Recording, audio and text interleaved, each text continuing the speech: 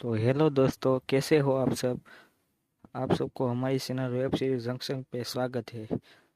अगर आप हमारी चैनल पे नए हो तो प्लीज़ हमारी चैनल को लाइक करो, शेयर करो और ज़्यादा से ज़्यादा सब्सक्राइब करो, क्योंकि मैं ऐसे ही वीडियो वेब सीरीज के बारे में लाता रहता हूँ। तो अगर आप वेब सीरीज देखना चाहते हो तो आप बिल्कुल सही जगह पे आए हो। तो मैं आज आपको टॉप 5 ऐसी वेब सीरीज का नाम बताना चाहता हूँ जो आपको एक बार ज़रूर देखनी चाहिए। और इस लिस्ट में नंबर 5 पर है द फैमिली मैन। और इस लिस्ट में नंबर 4 पर है असुर। इस लिस्ट में नंबर 3 पर है फर्जी।